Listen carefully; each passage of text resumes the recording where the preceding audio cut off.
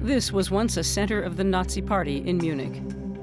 And here, where the Nazis planned the systematic seizure of Jewish assets, today a belated restitution for those crimes is being worked on.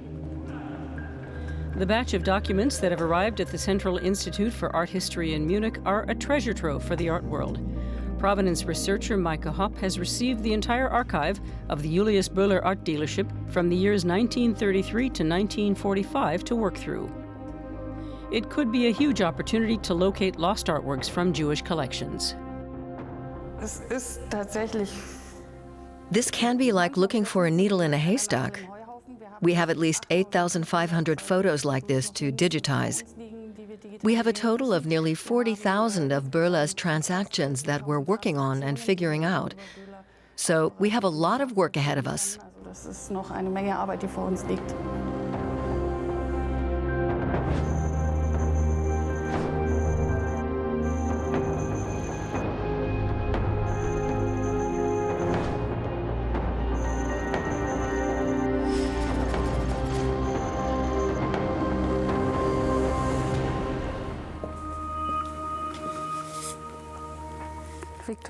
Viktor Klemperer, Rudolf Mosse, Siegfried Lemmle,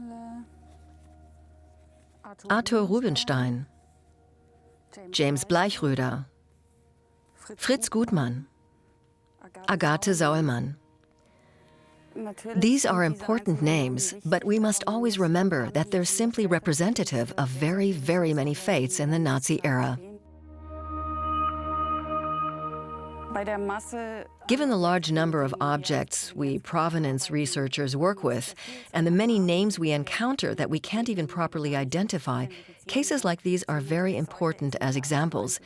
They enable us to demonstrate how the mechanism of expropriation and looting functioned, and how certain objects ended up in museums.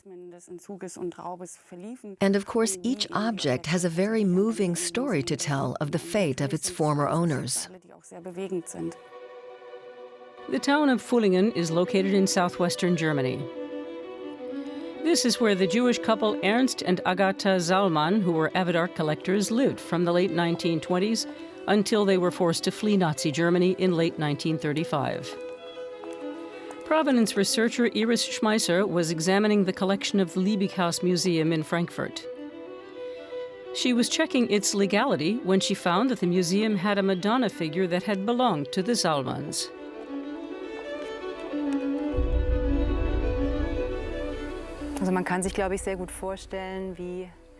I think we can imagine how the Saulmanns lived in the late 1920s. What kind of a feeling it must have been to live in a house full of art. I'm trying to imagine where the Madonna might have stood.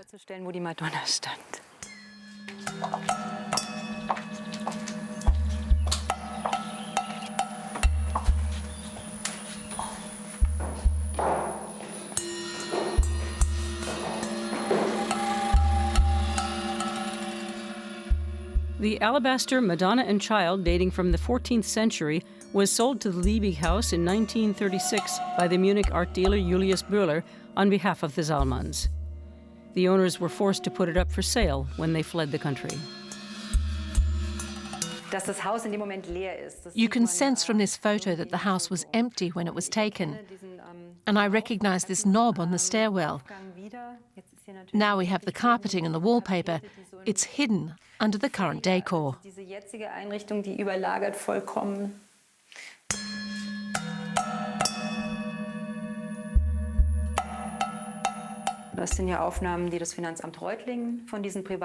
are pictures that the Reutling tax office took in the couple's absence. It's important to note that it was in their absence.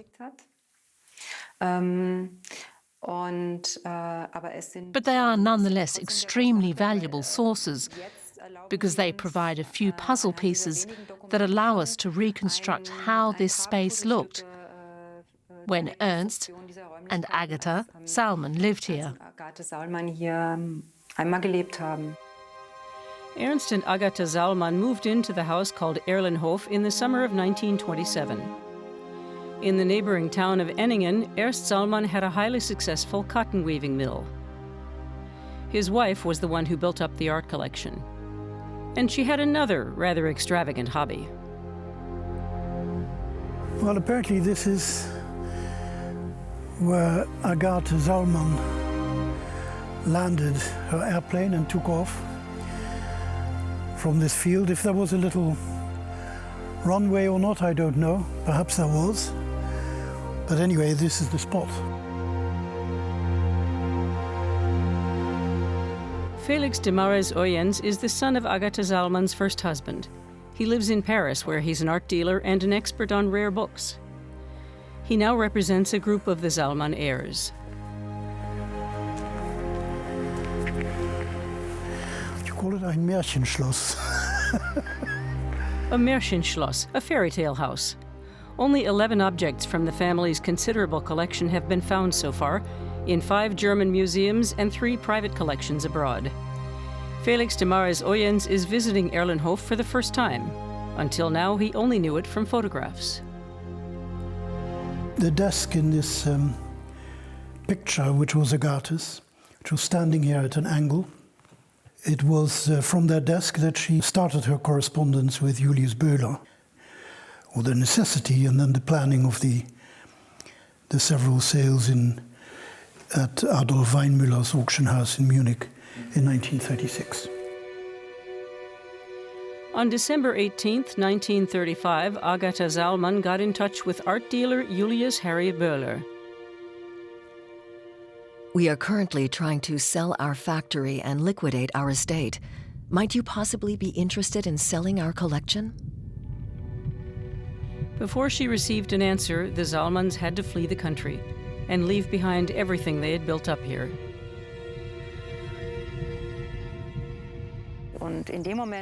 At the moment it became clear that the Saulmanns had left, the authorities imposed the so-called Reich flight tax.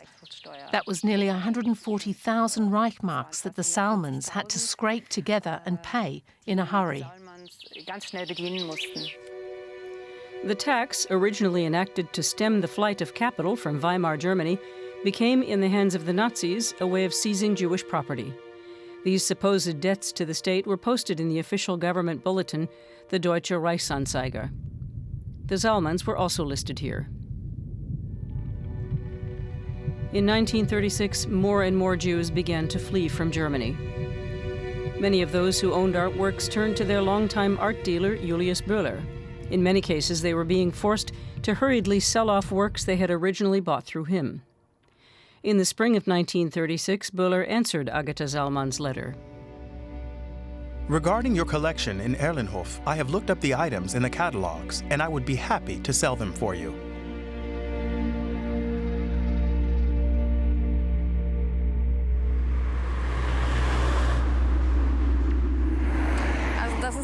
This is the building where the Böhler art dealership was located back then. The dealership, which had once been named antiquary to the Royal Prussian Court, had a reputation for trustworthiness among its clients. This shows how well established he already was in Munich around 1900, and also that he had the financial clout to put up a building like this, with more than 20 exhibition rooms. It could basically be called a miniature Bavarian National Museum, and it shows how this trade was flourishing in those years.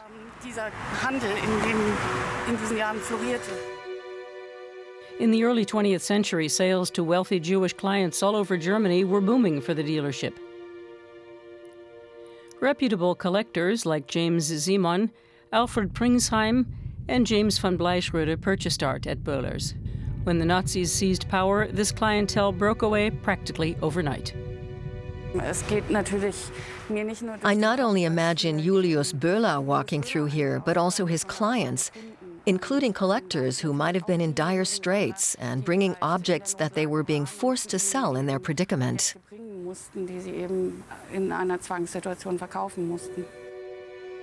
From Florence, where she was living in exile, Agathe Saulmann again turned to Böhler. She still believed they might be able to meet. I'm considering selling the German artworks first. I believe that if we could discuss this in person, we could come to a satisfactory arrangement. An appraisal of our works at Erlenhof should probably take place after our conversation.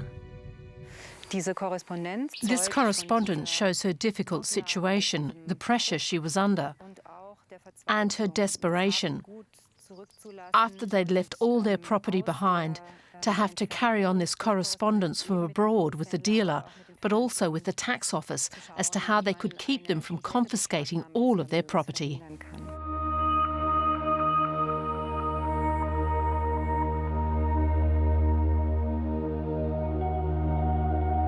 The objects I just scanned are all objects from the Saulmann collection that are registered in the online Lost Art database as still missing. These are not only works of fine art, but also handicrafts, furniture, everyday objects. You can almost recreate in your imagination what the family home looked like, its interior decor. That's what makes this so moving.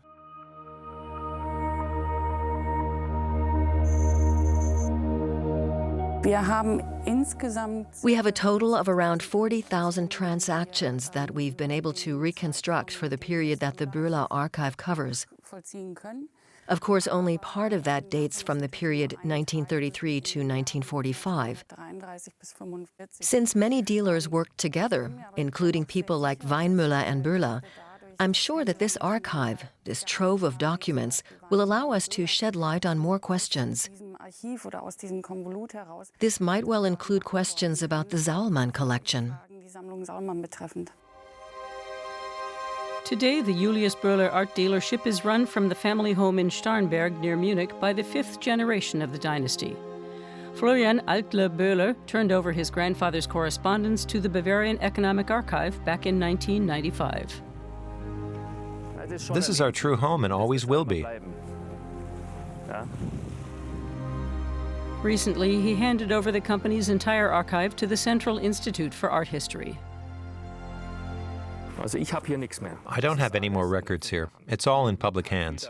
It's important to me to make it all transparent. I'm no friend of sweeping things under the rug. We've tried to do that for far too long. But what did Julius Harry Böhler tell his family about his business dealings? He liked to sit up there and look out at the lake.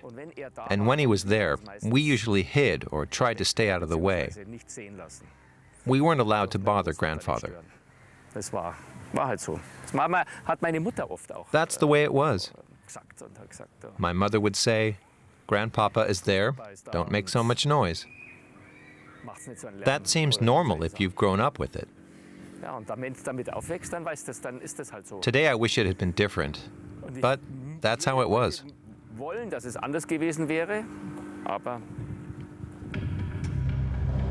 That was a fairly unusual act, to turn over all the company records for research purposes. Did Maike Hopp and her team have a hard time persuading him? We talked with him for a long time, and he said we could come and visit. He still had the archive with the index cards and the portfolios of photographs. That was an amazing moment when we went down into the cellar and found these steel cabinets with the photo portfolios about the objects that were sold. Around 9,000 photo portfolios were preserved. In addition, there are the index cards about the sold objects, which can tell us from which collection or from which seller an object came, and also who ultimately bought it. The archive from the Böhler art dealership is providing provenance researchers with essential data. For the years 1933 to 1945, they document several thousand transactions. In the summer of 1936, the Julius Böhler art dealership saw its turnover climb to 6 times that of the previous years, to nearly 1.3 million Reichsmarks. Böhler profited from the situation. Among his biggest purchasers were the Pinakothek museums in Munich. The name Julius Böhler appears again and again on the lists of provenance in their depositories. For instance, for numerous objects from the collection of the Berlin banker James von Bleischroeder. Provenance researcher Andrea Bambi has devoted a detailed study to the collection. James von Bleichroeder was the son of Gurs von Bleichroeder, who was an important banker in Berlin. The family, or he himself, owned an art collection that is documented in an auction catalogue from the Lepke auction house in Berlin, where the collection was sold in 1938. The sale included many paintings, but also very valuable decorative objects, such as pieces of furniture, etc. After James von Bleichroeder died of natural causes in Berlin in 1937, his entire collection was auctioned off by the Lepke auction house, and the integrity of the collection that the family had accumulated over 2 centuries was lost forever. The rest of the Bleichroeder family was persecuted by the Nazis and forced to sell off the estate under duress. Among the objects sold at the auction was the Raising of Lazarus, painted around 1530 by a southern German master. One of the most active bidders in the room was Julius Böhler, and he purchased the painting. We have the invoices from the Lepke auction house to the Julius Böhler art dealership here in Munich. There it was sold to Böhler for 3,600 Reichmarks, and 3/4 of a year later, Hermann Göring bought it for the enormous sum of 8,000 Reichmarks. So it more than doubled in the space of 9 months. Of course, someone like Böhler knew that when he sold it to Göring, he didn't need to ask a cheap price. Hermann Göring, a leading Nazi who had been made Supreme Commander of the Luftwaffe in 1935, was one of the biggest beneficiaries of looted art. He accumulated a huge collection of artworks, many of them from Jewish owners. He was particularly keen to acquire medieval and Renaissance artworks, especially female nudes. For provenance researchers, any hint that a work belonged to the Sammlung Göring, or Göring collection, is a suggestion that it may be looted art. For Julius Böhler, as for a lot of them, such as the Weinmüller auction house, the fact that the Jewish art dealerships, which had had a strong presence and which were the big players, no longer existed, meant the market was completely turned around.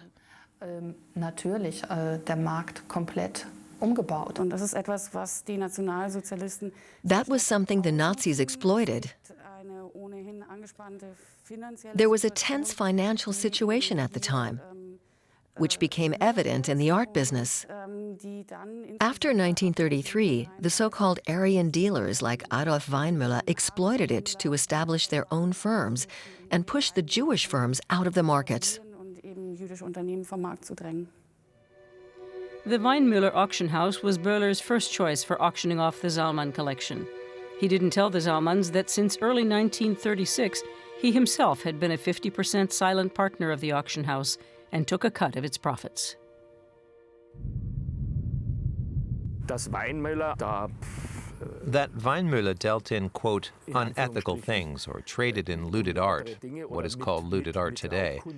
Back then they didn't have that term, I think. And why my grandfather was involved in it and when, I don't know anything about that.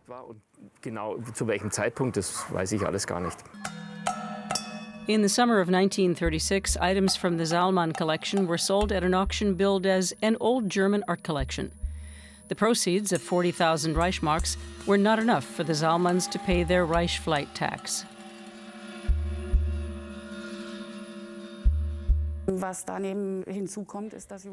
In addition to that, Julius Böhler picked out a number of especially valuable pieces from the collection and bought them himself at the auction. That was in order to sell them later for many times the price that he paid at the auction. Some of the buyers were public museums. Böhler was very familiar with the Saulmanns' collection since his dealership had helped them assemble it. Now he was dismantling it and profiting all the more. At the big auction in the summer of 1936, he bought the Madonna and Child and sold it just a year later at a profit to the Liebighaus Museum in Frankfurt. He sold it for 6 times the amount. The money that flowed in from the sale of the art collection went directly to the tax office or to the art dealer who had been commissioned with the sale. The Saulmanns themselves didn't see any of it.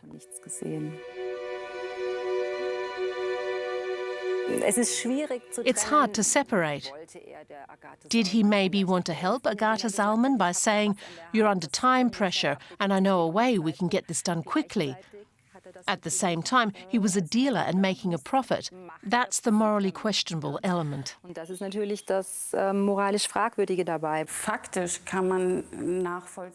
Factually, you can imagine that if a dealer can get hold of more goods or has a chance at getting high-quality goods cheaply, he would be acting uneconomically if he didn't take advantage of the situation.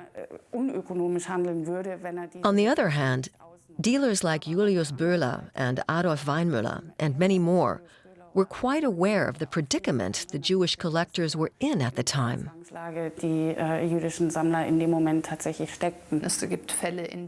There were instances in which he brought the artworks of persecuted owners to them abroad, and then there were cases in which he was clearly a profiteer. Once we're finished with the Böhler project, I think we'll be able to put a percentage to his actions. To what extent was he a profiteer? How much did he help people? And how much did he do people harm?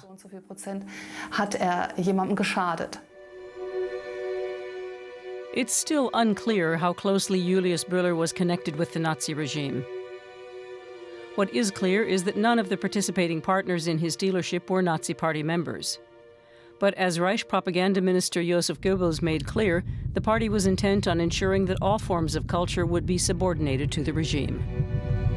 Wir haben ein deutsches Theater, einen deutschen Film, eine deutsche Presse, ein deutsches Schrifttum, eine deutsche bildende Kunst und einen deutschen Rundfunk. Der früher oft gegen uns vorgebrachte Einwand, es gäbe keine Möglichkeit, die Juden aus dem Kunst- und Kulturleben zu beseitigen, weil deren zu viele seien und wir die leeren Plätze nicht neu besetzen könnten, ist glänzend widerlegt worden. Thanks to the Nazis' cultural policies, numerous works of dubious provenance have ended up in the holdings of German museums. This dark legacy in public collections is something that to this day imposes a burden of responsibility. One of the bizarre aspects of the Nazis, alongside the genocide, alongside the Holocaust, is that the leaders try to deck themselves out with art. That's long been a tradition among those who hold power.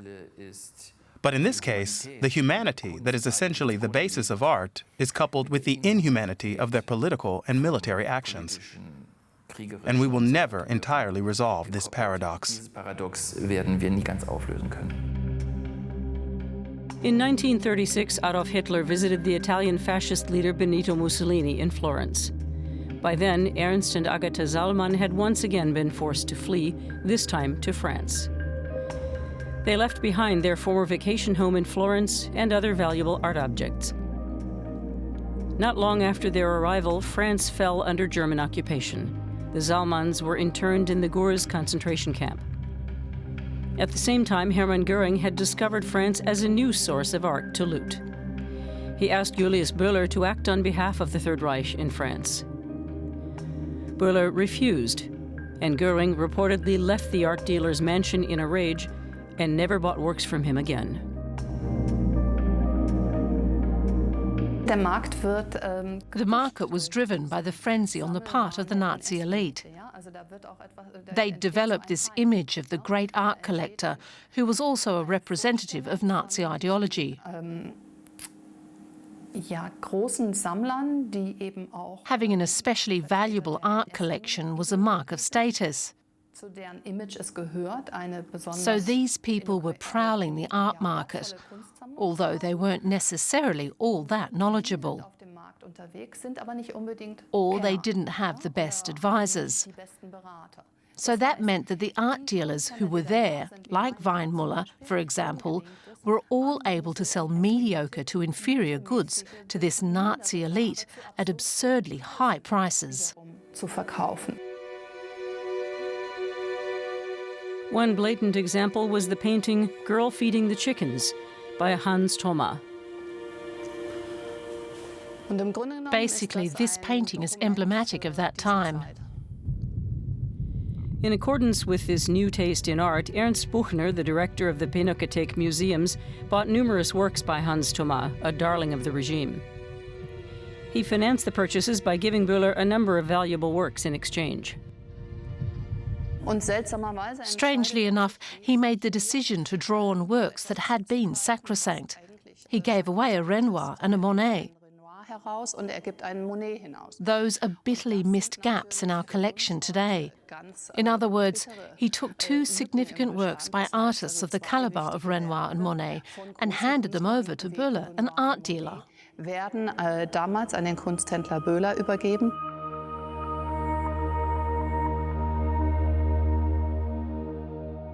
In the mass of records we received, we have reports of several thousand transactions by the Julius Böhler art dealership in the years 1933 to 1945 alone.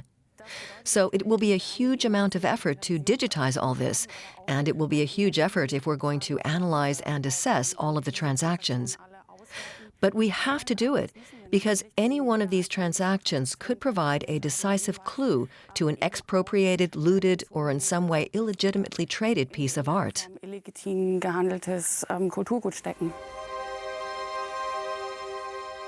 When World War II ended in 1945, Germany was in ruins. Gradually, the crimes of the Nazis came to light. In that summer, Hermann Göring's remaining art treasures were discovered hidden in a train near Berchtesgaden.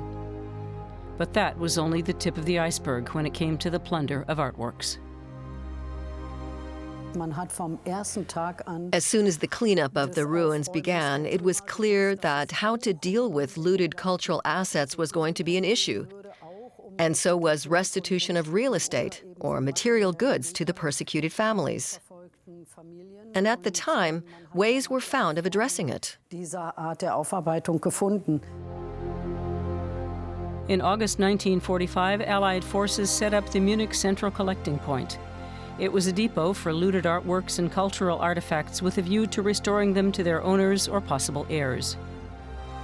It was located in a former Nazi Party administration building, which today houses the Zentralinstitut for Art History. Regrettably, the topic of looted art under National Socialism was somewhat forgotten. It may have been on people's minds immediately after the war, during the reparation process. But then over the decades, it fell into oblivion in the public consciousness. Of course, there were people in the museums who knew that there was a problem, but they weren't really interested in following up on the topic.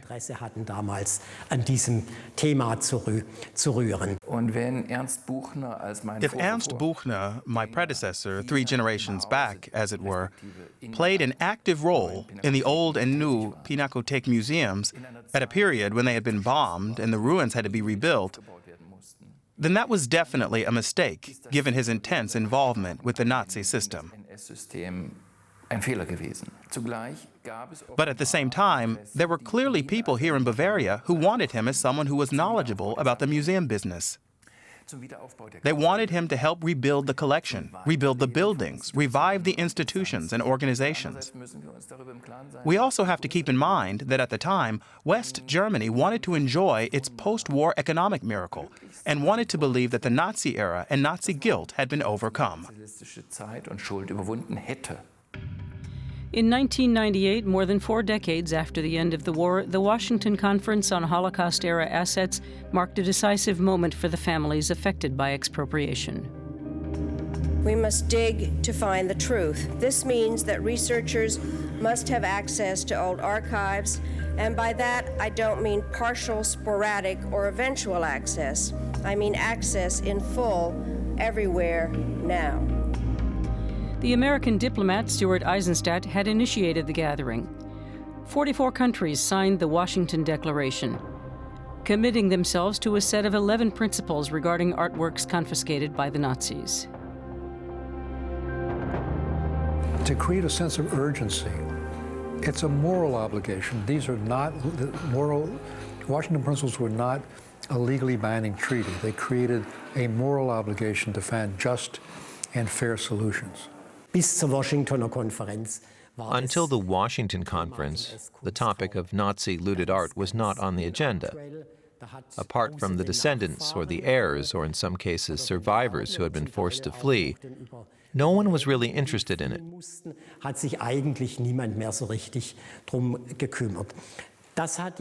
The Washington Conference fundamentally changed that. Representatives of non-governmental organizations and 46 governments came together to talk about this topic, and that put it back on the agenda. It is perhaps regrettable that it wasn't Germany, where these deeds were carried out, that provided the first impetus in 1998. But overall, because it came from the Jewish community, it ended up generating huge momentum. The Holocaust was not only the greatest genocide in history, 6 million Jews and millions of others, it was the greatest theft in history. And the Third Reich didn't steal all these artworks and cultural objects and books and instruments just to get more money for the Reich. That was a part of it, but that wasn't it. It was that this was a part and parcel of the genocide. It was cultural genocide. It was to eliminate everything connected to Jewish culture, Jewish ownership, root and branch. And many of the artworks that we're talking about, when the press gets it, okay, they read about the masterpieces. But most of the art that was looted had much more sentimental and family value than it did value on the open market. And so the Washington Principles were designed to find what we called fair and just solutions. We gather here this week not to achieve miracles, but rather to do everything within our power to replace dark with light, injustice with fairness, contention with consensus, and falsehood with truth. The jointly agreed search for truth and justice continues to this day. A global digital network has provided new opportunities for provenance researchers in recent years. Germany puts more than 10 million euros a year into digitization and provenance projects related to looted art.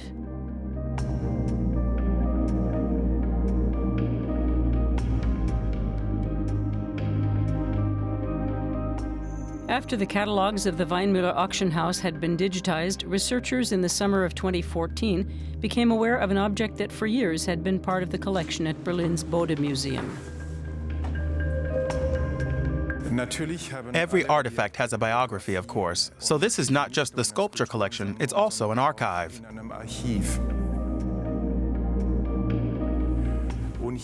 And here we've come to the Three Angels from the collection called S in R.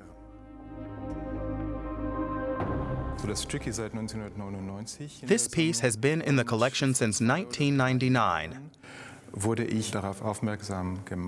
2 or 3 years ago, a colleague drew my attention to the fact that it appears in the catalog of the Weinmüller auction house, labeled S in R collection. That was code for Saulmann in Reutlingen. The digital Weinmüller catalog had made it possible to link the item in the museum to the Saulmann collection. Back then, nothing was known about its provenance, and people weren't intensely concerned with provenance. Once we started to research it, it soon became clear that there was this connection with Saulmann. And in fact, the catalog describes a group of angels with the infant Jesus.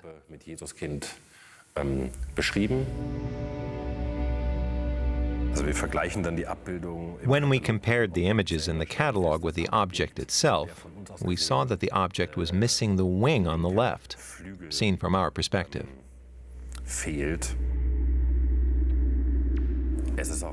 It's symbolic in a way. What we have here is an angel that cannot fly. Once the provenance was confirmed, the museum had to act. Das Stück ist kunsthistorisch wichtig und This is an important piece of art history, and we were hoping to keep it for our sculpture collection. So I looked up prices on the art market for comparable works, and we made the heirs a fair offer. They accepted, and so we were able to purchase the piece. Angenommen und auf diese Weise konnten wir das Stück wiedererwerben. Wie kann es denn sein? How can it be that the institution that has the work in its possession is the one to decide they will keep it? For someone who has a claim, that institution can never be independent and impartial. It's very problematic. Die das Werk haben? Schwierig. Ganz schwierig.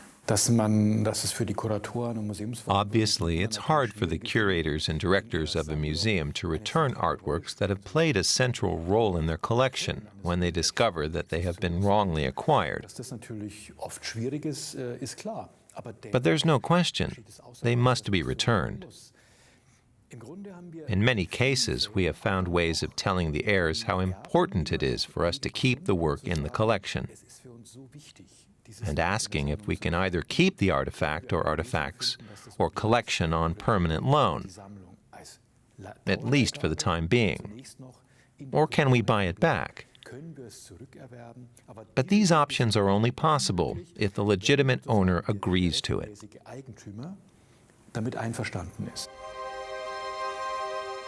Since the restitution and subsequent purchase from the heirs, a plaque on the work makes a brief reference to its former owners, Ernst and Agathe Saulmann.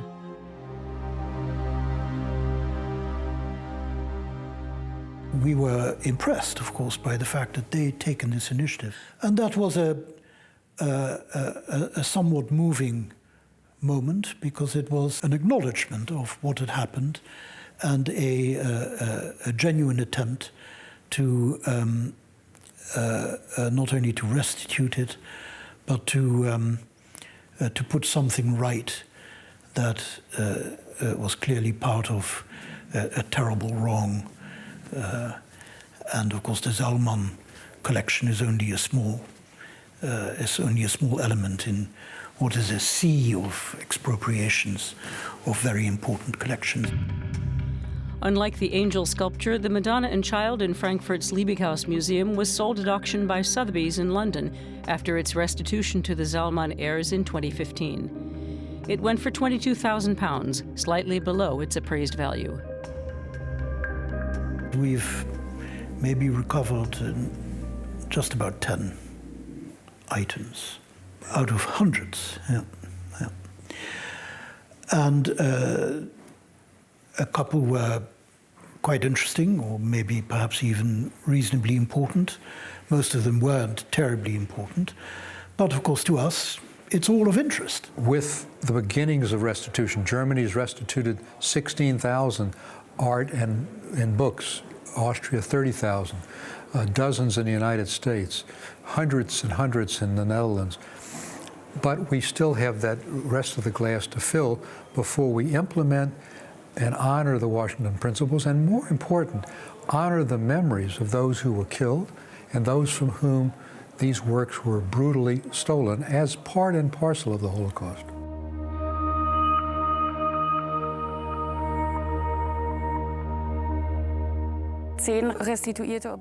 Ten restituted artifacts out of more than 200 in the Saulmann collection is terribly few, or at least it sounds like terribly few.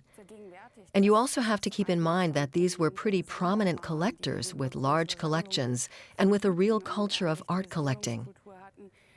At the same time, though, there were many families that owned only one or two works of emotional importance, antiquities, a portrait of their grandmother, maybe a vase that had been passed on for generations. And those were also confiscated by the Nazis. When you reflect on that, it becomes apparent what a massive number of objects we're talking about.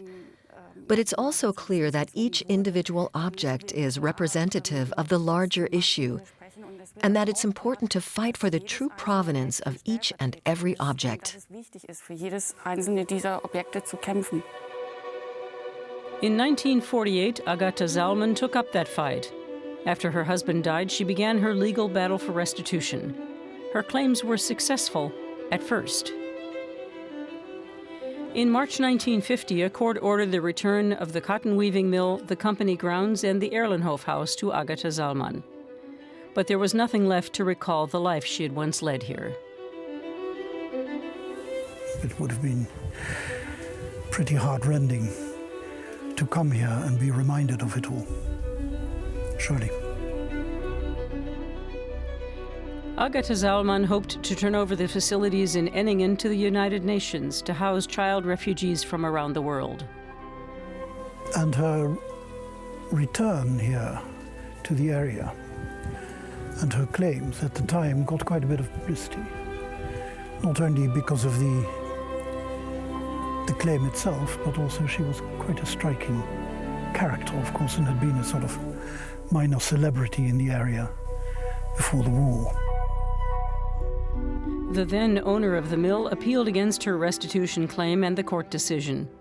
During the appeal, Agathe Saulmann committed suicide in Baden-Baden on June 18, 1951. It was her fourth attempt.